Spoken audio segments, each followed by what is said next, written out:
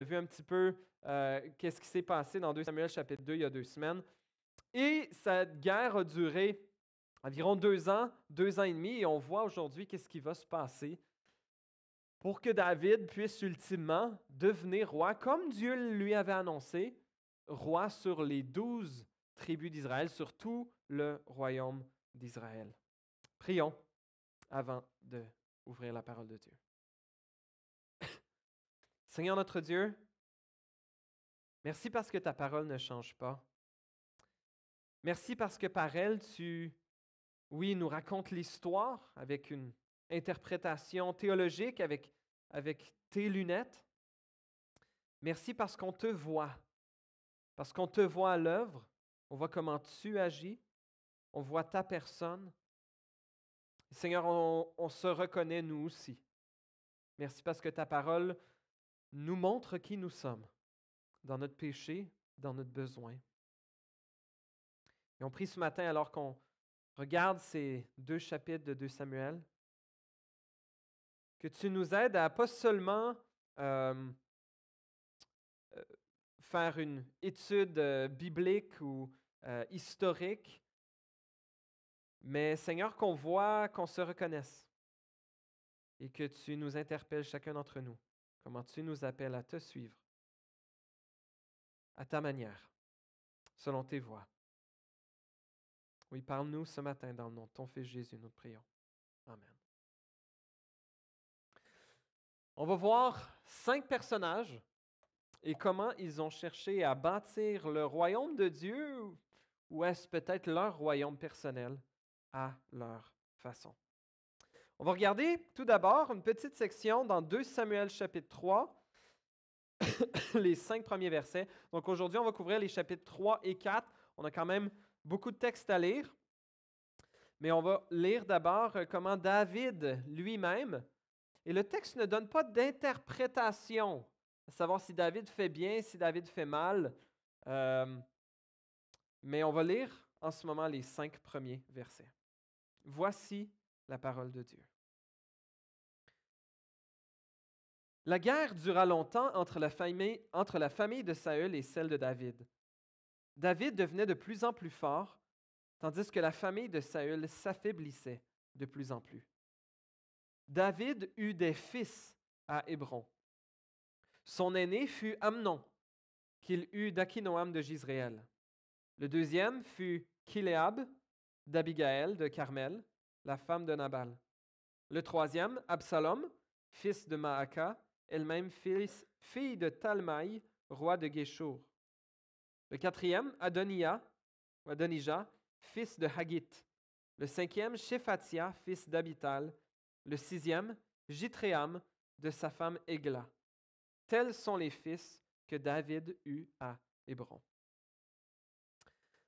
On avait déjà vu 2 des épouses de David, ou plutôt 3. Il va être question d'une autre plus tard.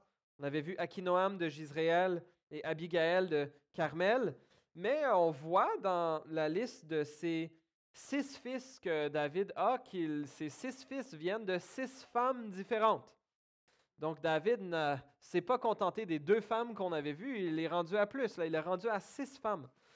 Et c'est précisément une des choses que Dieu avait dites il y avait bien longtemps, par la bouche de Moïse au peuple d'Israël, dans Deutéronome 17, verset 17, à propos des futurs rois d'Israël. Il leur avait dit de ne pas aller chercher des chevaux en Égypte. Il leur avait dit et il y avait 2 autres choses qu'il leur avait dites, que le roi n'ait pas un grand nombre de femmes, afin que son cœur ne se détourne pas de l'Éternel. Et troisième chose, qu'il n'accumule pas l'argent et l'or.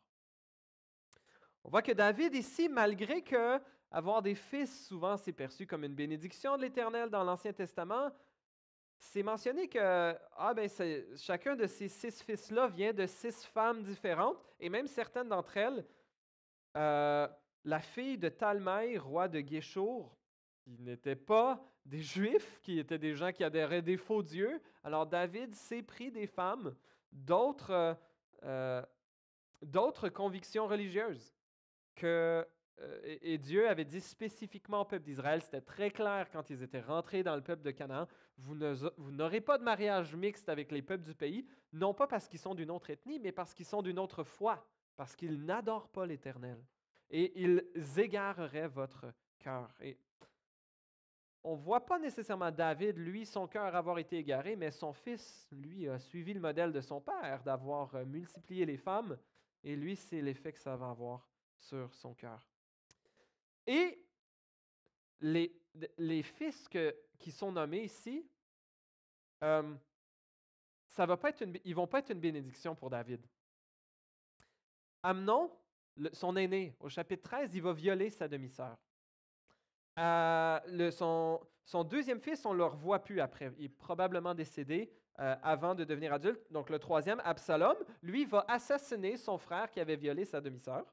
Et le quatrième, Adoniah, lui, va chercher à faire un putsch pour prendre le contrôle, pour prendre le trône dans 2 Rois 1 et 2, alors que David est encore vivant. Donc, malgré que le narrateur ne nous suggère pas nécessairement est-ce que c'est une bonne chose, est-ce que c'est une mauvaise chose, moi je l'interprète un peu en gardant Deutéronome 17 en tête. C'est la suite de 2 Samuel et un roi, ce que les fils de David ici nommés vont lui amener, pas vraiment des bénédictions. Alors, on voit David qui cherchait un peu à bâtir son royaume à sa façon, en s'élevant, en ayant une grande descendance, en ayant beaucoup de fils, beaucoup de femmes, comme les gens de son époque. Et ça ne va pas s'avérer être une grande bénédiction pour lui. Continuons. Lisons les versets 6 à 21. On va voir 2 autres personnages ici. Ish-Bosheth, le roi du royaume du Nord, le fils de Saül, et Abner, le chef de l'armée de Saül, qui est pour le moment le chef de l'armée d'Ish-Bosheth. On va voir qu'est-ce qui va se passer. Comment Ish-Bosheth, lui, cherche à garder son royaume en apaisant, et comment Abner, lui, cherche à bâtir le sien par ambition. Je lis les versets 6 à 21. Voici la parole de Dieu. Durant la guerre entre la famille de Saül et celle de David, Abner avait tenu ferme pour la famille de Saül. Or, Saül avait eu une concubine du nom de Rithipa, qui était la fille d'Aja. Ish-Bosheth dit à Abner, « Pourquoi as-tu eu des relations avec la concubine de mon père? » Abner fut très irrité des paroles d'Ish-Bosheth et répondit, « Suis-je une tête de chien à la solde de Juda? » C'est-à-dire à la solde de David. Juda était la tribu de David. « Je fais aujourd'hui preuve de bonté envers la famille de ton père Saül, envers ses frères et ses amis. Je ne t'ai pas livré entre les mains de David, et tu me reproches maintenant une faute avec cette femme. Que Dieu me traite avec la plus grande sévérité si je n'agis pas vis-à-vis de David conformément à ce que l'Éternel lui a juré.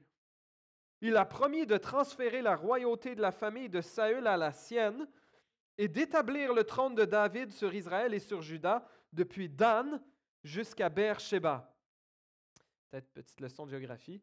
Dan est l'extrémité nord, ici, Dan, si vous voyez, et Beer-Sheba, c'est l'extrémité sud. Donc, depuis Dan à Beer-Sheba, et là, Abner dit, Dieu a promis ça à David. Oh, c'est drôle, Abner ne se met pas vraiment en diapason avec la volonté de Dieu, cherchait sa propre ambition à travers tout ça.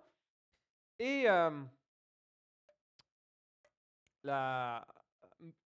tous les commentateurs voient comment le fait que Abner avait commencé à avoir une relation avec une des concubines, des anciennes concubines de Saül, comme et le texte ne dit pas si c'est vraiment le cas, mais on voit à la réaction de Abner que c'était probablement le cas, c'est probablement ce qui s'était passé. Et pour quelqu'un de coucher avec les femmes du roi ou de l'ancien roi, c'était pour lui de faire un move pour le trône, de dire, regardez, celles qui étaient les femmes du roi, les concubines du roi, c'est maintenant les miennes.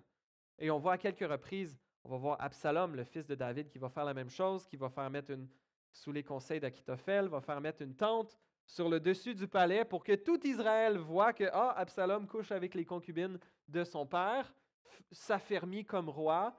On va voir que dans 1 Roi 2, Adonijah fait une demande à Salomon qui est interprétée. Il veut avoir comme femme une des anciennes concubines de David.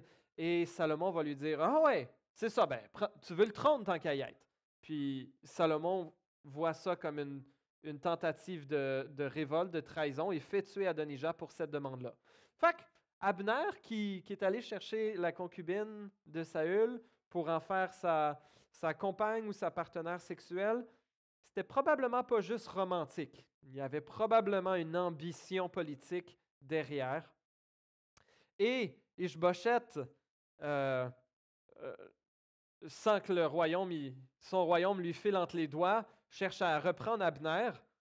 Puis là, finalement, comment Ishbosheth réagit après cette forte parole d'Abner, verset 11?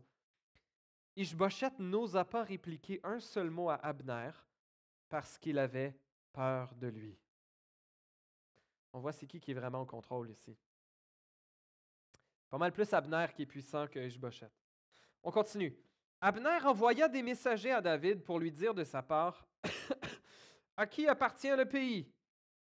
Fais alliance avec moi et je t'aiderai à gagner la faveur de tout Israël. » David répondit, « Bien, je vais faire alliance avec toi, mais je te demande une chose, c'est de ne pas venir en ma présence à moins d'amener Michal, la fille de Saül, avec toi. » Puis David envoya des messagers à Ishbosheth, le fils de Saül, pour lui dire, pardon, « Rends-moi ma femme Michal. Elle était devenue ma fiancée pour 100 prépuces de Philistins. » Ishbosheth la fit prendre chez son mari Paltiel, fils de Laïch. Son mari la suivit en pleurant jusqu'à Bakourim. Abner lui dit alors, « Va-t'en, retourne chez toi. » Et il retourna chez lui. Dans 1 Samuel, verset 18, on avait vu comment une des filles de Saül, Michal, justement, était tombée amoureuse de David. Saül s'était dit, « Ah, voilà une bonne façon pour moi de faire mourir David. » Il dit, « Ah, je sais que tu n'es pas très riche, mais le roi ne te demande comme dot que 100 prépuces de Philistins pour sa fille Michal. » David y va et lui donne le double, 200. Et elle devient sa femme, et Michal avait prévenu David, elle l'avait protégé, elle avait aidé à fuir dans 1 Samuel 19, mais parce que David avait dû fuir Saül, Saül l'avait donné en mariage à un autre homme, ici Paltiel de Galim, fils de Laïch. Et donc David, lui, s'était fait un peu voler sa femme. Michal, il y avait eu injustice, c'était sa femme, on dirait qu'il l'aimait, on dirait que les deux s'étaient aimés, mais... On dirait encore une troisième fois dans notre texte ici, les femmes sont utilisées par les hommes comme des outils politiques ici. Et en reprenant comme épouse la fille de David, Saül peut encore mieux prétendre à régner comme successeur sur tout le territoire de David, sur tout l'ancien territoire de Saül. Et peut-être un commentateur suggérait peut-être que David espérait avoir un fils héritier avec elle pour solidifier son règne entre le nord et le sud, un fils de la maison de David et la maison de Saül.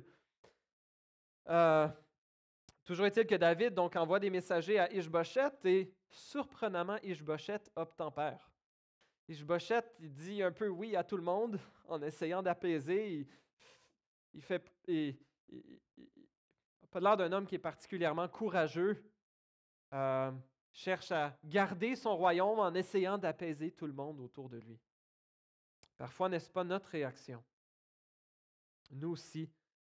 Peu importe la justice, peu importe la vérité, peu importe le bien, on se laisse piler sur les pieds pour garder la paix fragile. Comme chrétien, on est appelé à faire le bien quand bien même c'est coûteux. Quand bien même les gens ne comprendraient pas. Quand bien même cela nous amènera à des conflits. Apaiser à tout prix n'est pas la voie de Jésus. Et on voit comment ici, l'injustice, la première injustice de David, de s'être fait prendre sa femme, il cherche à le corriger par une autre injustice, de reprendre Michal, et on voit la détresse de son mari qui la suit en pleurant, il la suit là, des kilomètres de temps, et finalement il se fait renvoyer. On voit comment souvent les jeux politiques prennent les vraies personnes comme otages et victimes de leurs machinations. Comment les jeux politiques sont sans pitié pour les vraies personnes qui en souffrent. Et on voit aussi dans ce passage comment Le pouvoir et la politique à l'époque pouvaient instrumentaliser les femmes et les mariages. Et il nous interpelle aujourd'hui sur la valeur de la voix et du consentement des femmes dans toute société et dans l'Église. Abner n'a pas fini, par contre. Il va aller rencontrer David. On continue, versets 17 à 21.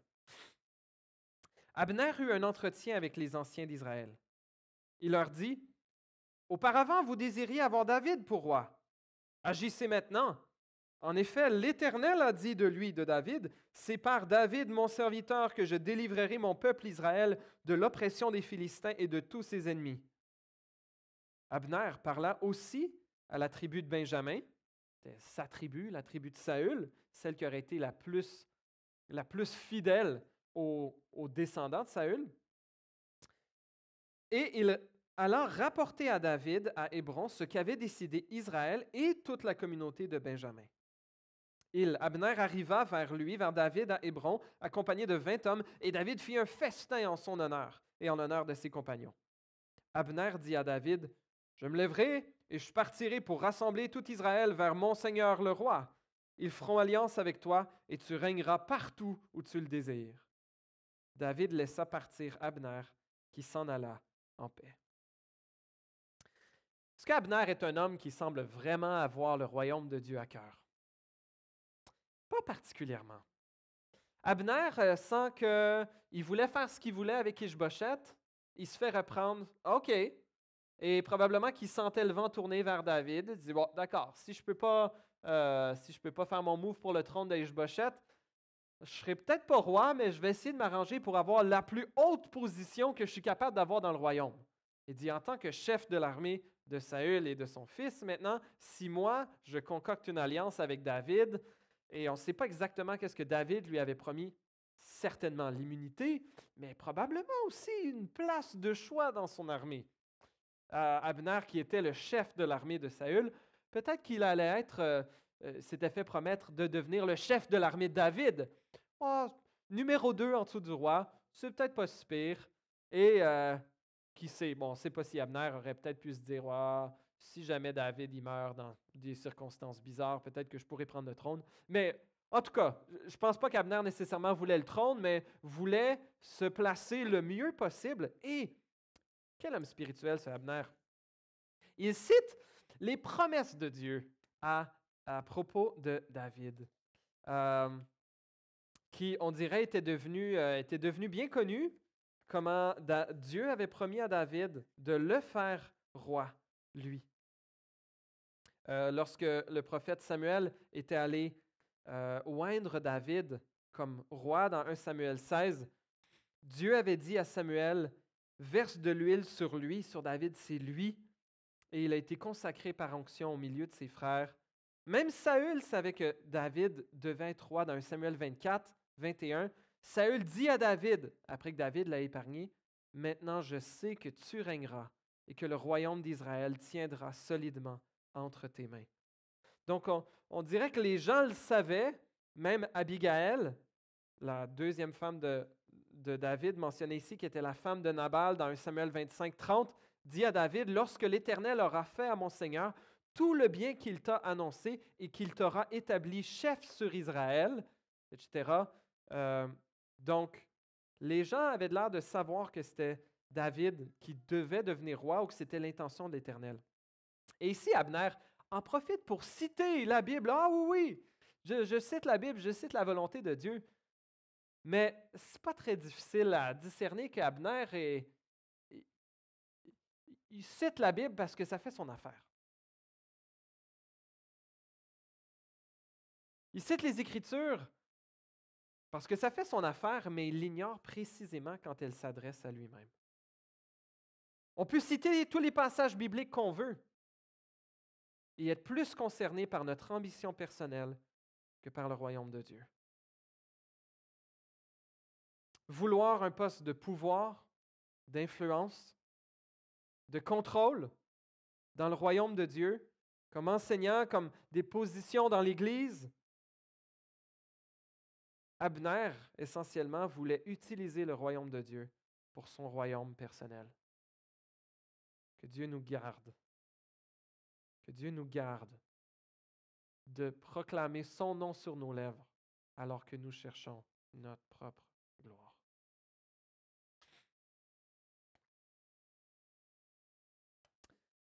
Quatrième A, un autre personnage, Joab, qui lui va chercher à construire le royaume par assouvissement vengeur. Et ces quatre titres me sont venus du commentaire de Fix et Vanoy, du commentaire de Gospel Coalition sur leur site web.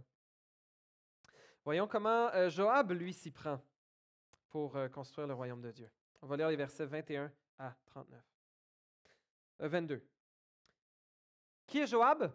Joab était le chef de l'armée de David. Et ce n'était pas clair encore, mais on va voir dans les prochains chapitres, Joab allait devenir le chef de l'armée de David. Le chapitre qu'on a vu il y a 2 semaines, 2 Samuel chapitre 2, on voit qu'il y avait 3 frères. Il y avait Joab, son frère Abishai, est-ce que c'est ça son nom? Et leur frère Azaël, qui étaient des grands chefs d'armée pour David. Azaël avait poursuivi Abner lors d'un combat entre l'armée de David et l'armée d'Ishbosheth. Abner, poursuivi par Azaël, lui dit « Arrête, lâche-moi, je ne veux pas te tuer, je ne veux pas avoir à dire à ton frère Joab que je t'ai tué. » Azaël ne le lâche pas. Hey, c'est le chef de l'armée, moi je vais l'avoir. Abner finit par le pourfendre, il tue Azaël dans le contexte d'un combat militaire. Et là, Joab, on va voir qu'il n'a pas pardonné à Abner. Ben, il a tué son frère, hein? Pas particulièrement une belle relation qu'il a avec lui. Voyons qu'est-ce que Joab va maintenant faire. Verset 22. Voici que Joab et les serviteurs de David revenaient d'une expédition et ils ramenèrent un grand butin. Abner n'était plus auprès de David à Hébron, car celui-ci l'avait laissé partir et il s'en était allé en paix. Lorsque Joab arriva avec toute sa troupe, on lui annonça « Abner, fils de Ner, est venu trouver le roi. Celui-ci l'a laissé repartir et il s'en est allé en paix. » Joab se rendit chez le roi et dit « Qu'as-tu fait? Abner est venu te tromper. Pourquoi l'as-tu laissé repartir en toute tranquillité? Tu connais Abner, fils de Ner. C'est pour te tromper qu'il est venu, pour connaître tes manœuvres et savoir tout ce que tu fais. » On ne voit pas comment David a réagi. Ça donne l'impression que David n'était pas convaincu des intentions de Joab. Que Joab y croit ou non, est-ce que Abner venait vraiment pour tromper David? Je pense que pour Joab, ça lui importait peu. Ce qui était bien important, c'est que l'assassin de son frère n'allait pas s'en sortir comme ça. Et 2, probablement que Joab sentait que s'il y a une alliance potentielle entre David et Abner, peut-être que Joab allait devoir passer après Abner.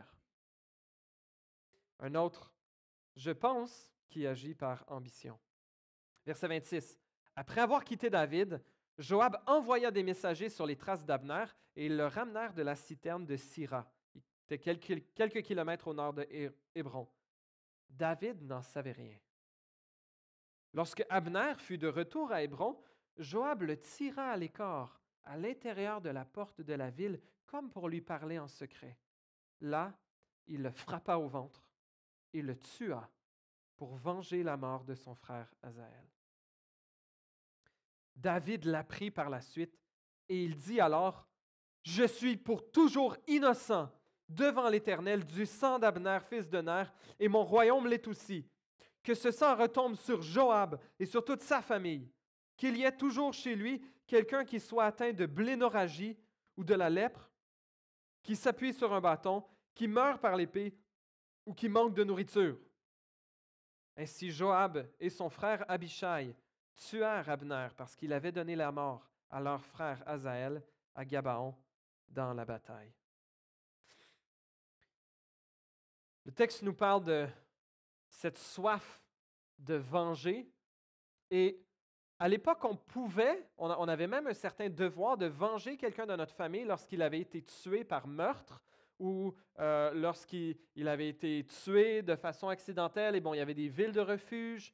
Je vous épargne tout le système. Mais ici, Joab et Abishai agissent comme si Abner avait tué leur frère de façon illégale. Mais là, c'était en plein combat militaire. C'est en pleine guerre. En guerre, c'est normal qu'il va y avoir des morts. Et il n'y avait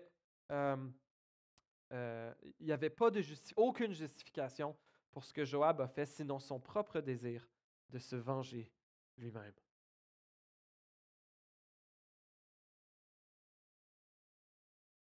Quel est ton degré d'amertume? Quel est ton degré de ressentiment? Quel est ton degré de désir que quelqu'un souffre pour le mal qu'il a fait? Peut-être ton ex-femme, peut-être ton ex-mari, peut-être tes parents, quelqu'un qui t'a trahi.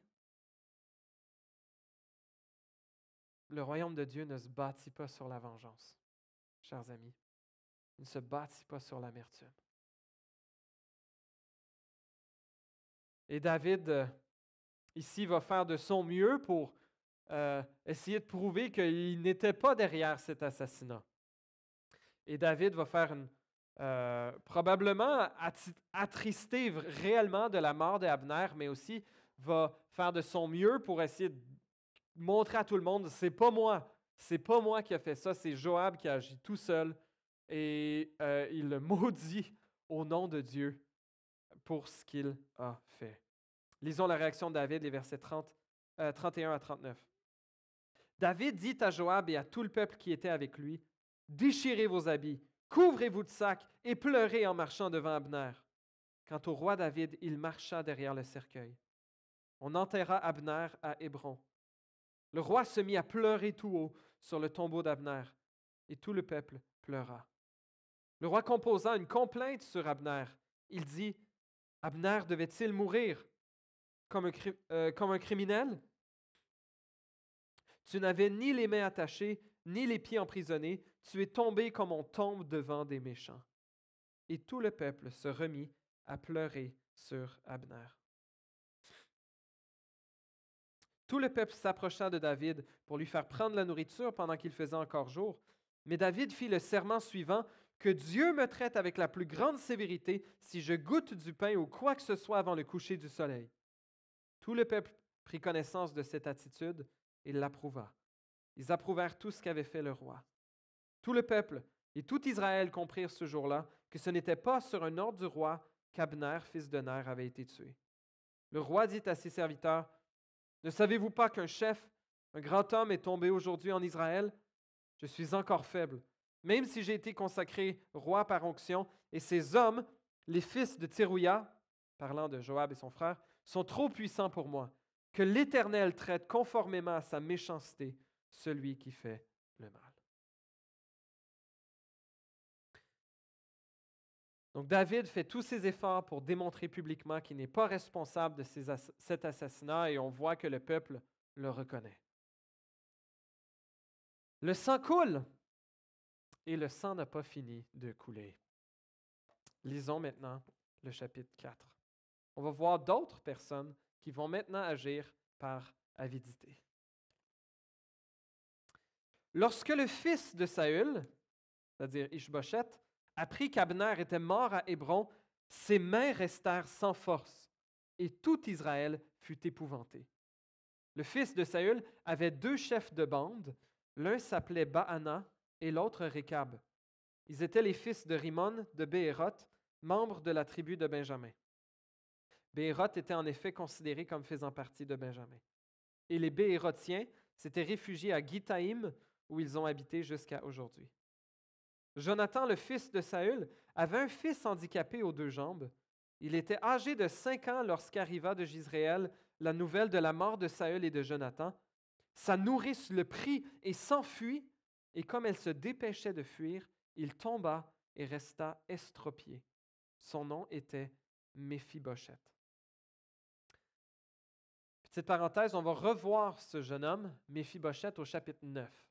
Mais probablement que comment David va chercher à lui faire du bien. Mais probablement que le narrateur nous parle de Méphibosheth ici pour dire Là, Ishbosheth est sur la fin de son règne. Pour nous donner un exemple de, bon, les autres prétendants au trône de la famille de Saül ne sont pas en position pour être des rois guerriers. Là. Méphibosheth qui est rendu estropié, il n'y a personne qui va le suivre au combat, il n'est pas un bon prétendant au trône. Et Ishbosheth, lorsqu'il va mourir, petit spoiler, il n'y aura pas d'autres prétendants au trône de la famille de Saül qui vont se lever. Mais donc, revenons à nos deux amis, Baana et Rékab, les fils de Rimon. Qu'en est-il d'eux? Verset 5. Or, les fils de Rimon de Béhéroth, Rékab et Baana, se rendirent à l'heure la plus chaude de la journée à la maison d'Ishbosheth, alors que celui-ci était couché pour la sieste de midi. Ils pénétrèrent jusqu'au milieu de la maison en apportant du blé et le frappèrent au ventre. Puis, Rékab et son frère Baana se sauvèrent. Ils entrèrent donc dans la maison pendant qu'il était étendu sur son lit dans sa chambre à coucher, le frappèrent à mort et lui coupèrent la tête. Ils prirent sa tête et marchèrent toute la nuit sur le chemin de la plaine. Ils apportèrent la tête d'Ishbosheth à David à Hébron et ils dirent au roi, « Voici la tête d'Ishbosheth, le fils de Saül, ton ennemi qui en voulait à ta vie. L'Éternel venge aujourd'hui le roi, mon Seigneur, de Saül et de sa descendance. » David répondit à Rékab et à son frère Baana, les fils de Rimon de Béhéroth, « L'Éternel qui m'a délivré de tout danger est vivant. » Je pense qu'il les reprend un peu en disant, « C'est l'Éternel qui me protège, c'est pas vous qui me protégez. L'Éternel m'a protégé de Saül toutes ces années-là. C'est pas vous. J'avais pas besoin de vous. » Et même alors qu'il parle de Saül comme étant ton ennemi, David n'a jamais eu un tel vocabulaire à propos de Saül. David parlait de Saül comme le Seigneur, mon roi, ou même loin de l'Éternel, celui que Dieu a désigné par onction pour être roi d'Israël. C'est comme ça que David parlait de Saül. Jamais David n'avait parlé de Saül comme son ennemi. Verset 10, David continue en disant, « Celui qui est venu me dire Saül est mort, chapitre 1 de 2 Samuel, et qui croyait m'annoncer une bonne nouvelle, je l'ai fait arrêter et tuer à Tsiklag pour lui donner le salaire de son message. Quand des méchants comme vous ont assassiné un homme juste dans sa maison et sur son lit, c'est d'autant plus volontiers que je vous redemanderai son sang que vous avez versé et vous ferez disparaître de la terre. » David ordonna alors à ses jeunes serviteurs de les tuer. Ils leur coupèrent les mains et les pieds et les suspendirent au bord de l'étang d'Hébron. Puis ils prirent la tête d'Ishbosheth et l'enterrèrent dans le tombeau d'Abner à Hébron. Pfiouf! Le sang coule. Et David, on va voir la semaine prochaine, après tout ça, David va devenir roi des 12 tribus d'Israël. Après que tout le monde a essayé de bâtir son royaume à sa façon, que David ait possiblement cherché à s'auto-exalter, Ishbosheth a apaisé tout le monde, Abner a cherché des postes d'influence par ambition personnelle, Joab à assouvir sa soif de vengeance. Et ici, les fils de Rimon, Baana et Rékab, qui voient une bonne opportunité, avides de pouvoir, avides de récompense, se disent « Oh, si on amène à David la tête d'Ishbosheth, il va nous récompenser richement, on va avoir une belle job au gouvernement, on n'aura pas à travailler et on va se faire récompenser, on va avoir un beau poste dans l'administration de David. » Mais de la même façon que dans 2 Samuel chapitre 1, quelqu'un était venu dire à David, « Ah, le roi Saül est en train de mourir, il m'a demandé de le tuer, alors je l'ai fait et je te rapporte ses preuves. Ah, au roi, ne t'ai-je pas sauvé de Saül? » Et on comprend qu'il était probablement un menteur, qui avait dépouillé le cadavre de Saül. Juste le texte nous dit dans 1 Samuel au chapitre 31 que c'était Saül lui-même qui s'était jeté sur son épée. Et David dit ici, « Celui qui est venu m'annoncer la mort de Saül, je lui ai donné le salaire de son message. » Donc, ce qu'il avait dit, je n'ai pas nécessairement tué pour ce qu'il a fait, mais ce qu'il a dit avoir fait. Tu penses m'annoncer une bonne nouvelle que tu as tué loin de l'Éternel? ben tu mourras toi-même. Et là, ceux ici qui ont tué un homme que David appelle un homme juste dans son lit, David ne cherchait pas, il n'était pas derrière ces assassinats-là, va faire couper les mains et les pieds de ces hommes, les suspendre et les faire mettre à mort. Et David deviendra roi d'Israël. Avec tout ça, je suis content qu'on ne bâtit pas l'Église du Seigneur dans ces genres de circonstances-là aujourd'hui. J'aimerais nous faire 2 rappels. Le premier rappel, c'est que la justice de Dieu va finir par régner. Bientôt, très bientôt, comme on chante, nous allons voir le Seigneur et la justice de Dieu va finir par régner. On a des rois, on a vu des rois ici qui étaient insuffisants pour faire régner la justice. On voit Ish-Bosheth qui n'ose pas vraiment dire quoi que ce soit à Abner. On voit David qui dit qu'il est trop faible pour être capable de juger adéquatement Joab et Abishai pour le meurtre de Abner. Il n'y a pas ce problème-là avec ceux qui ont assassiné Ish-Bosheth, mais on a des rois incapables de vraiment faire régner la justice dans leur temps. La justice qui est parfois appliquée, comme avec les assassins d'Ish-Bosheth, mais pas avec l'assassin d'Abner. Et ultimement, David s'en remettait à Dieu, que Dieu juge, que Dieu soit celui qui applique la justice. Au verset 30, dans 2 Samuel 3, 39, le chapitre se termine, David dit que l'Éternel traite conformément à sa méchanceté celui qui fait le mal. Et Dieu va, au jour de son retour, au jour du retour de Jésus, il va faire vraiment régner la justice. Et les injustices seront éliminées. Les injustices qui nous auront été commises et les injustices que nous aurons commises également. Et notre seul secours, c'est Jésus. Notre seul secours, c'est Jésus. Et une autre chose qu'on voit dans ce texte, c'est que Dieu agit malgré les moyens pécheurs des humains pour accomplir son plan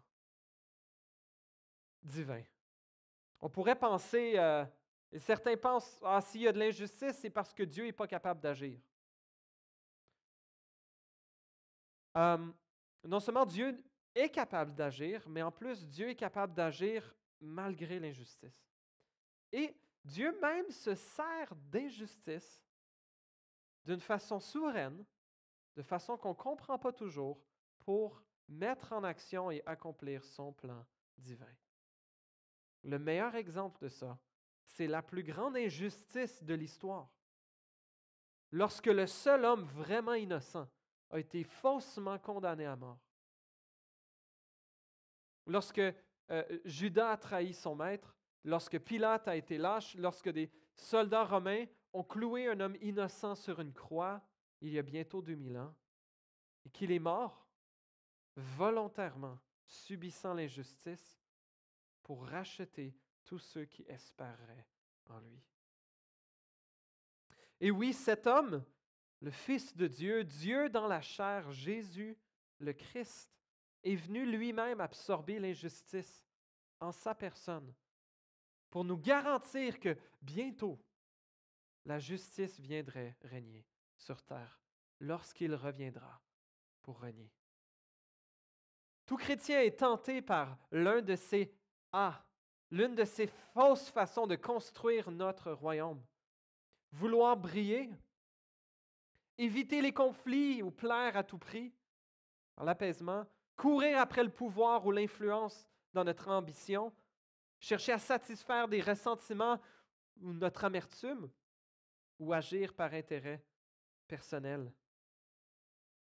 Mais on voit comment Jésus lui-même, au lieu de céder à ses tentations, au lieu de céder à l'auto-exaltation, lui s'est dépouillé de sa gloire. Au lieu de céder à l'apaisement, de chercher à garder tout le monde tranquille, n'avait pas peur de reprendre publiquement les chefs religieux de son époque. Au lieu d'agir par ambition, s'est offert lui-même donnant sa vie. Au lieu de chercher à assouvir la vengeance, a prié pour ses persécuteurs, nous donnant un modèle. Et au lieu d'agir par avidité, c'est donner lui-même, c'est offert lui-même. Et le royaume de Dieu, si nous voulons bâtir, contribuer au royaume de Dieu, nous devons être prêts à le bâtir comme Jésus, en renonçant à nous-mêmes, en étant prêts à perdre notre vie. Jésus a dit, « Celui qui voudra sauver sa vie la perdra, mais celui qui la perdra à cause de moi la retrouvera. » Que servira-t-il à un homme de gagner le monde entier s'il perd son âme? Que pourra donner un homme en échange de son âme? Oui, Jésus aussi a été élevé par une ascension sanglante. On voit comment David, lui, va accéder au trône avec le sang de plusieurs qui ont coulé. L'assassinat d'Abner, l'assassinat d'Ish-Bosheth. Le royaume de Dieu aussi s'est bâti sur du sang qui coule, mais ultimement celui de son roi. C'est par le sang de Jésus que le royaume de Dieu se bâtit. Et même encore, un des pères de l'Église, Tertullien, a dit que le sang des martyrs est la semence de l'Église. Alors que les chrétiens, les hommes et les femmes et les enfants de toute époque sont prêts eux-mêmes à renoncer à eux-mêmes, à leurs avantages, à leur ambition, pour suivre le Seigneur, pour élever Jésus, et sont même prêts à verser leur propre sang pour celui qui a versé son sang pour eux. C'est comme ça que le royaume de Dieu est ultimement bâti. À quoi ça ressemble dans ta vie aujourd'hui? Lequel ou lesquels de ces 5 faux moyens de construire le royaume as-tu tendance à utiliser? Dans quel domaine as-tu besoin de demander pardon à Dieu? Viens à Jésus. Il n'est pas trop tard. Il n'est pas trop tard. Il veut de nous, pas pour nous instrumentaliser, mais parce qu'il nous aime et parce qu'il prend plaisir, comme un parent avec ses enfants, à les amener avec lui dans ses grandes aventures pour bâtir son royaume à sa façon et ainsi participer à sa joie et à sa gloire. Prions. Seigneur notre Dieu, merci pour Jésus. Merci pour son humilité. Merci qu'il était prêt et qu'il s'est dépouillé lui-même, qu'il a versé son propre sang pour nous accorder la vie. Et merci parce qu'il n'est pas resté dans ce tombeau, parce qu'il s'est relevé d'entre les morts, parce qu'il est vivant, parce qu'il règne. Et Seigneur, aide-nous à renoncer à notre ambition égoïste. Aide-nous à avoir du courage.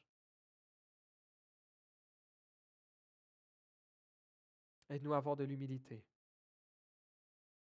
Fais grandir notre foi, ô Dieu, pour que nous soyons prêts à te suivre à ta façon, pour ton royaume, pour ton règne, pour ta gloire et ultimement pour notre plus grande joie. Dans le nom de Jésus, nous prions.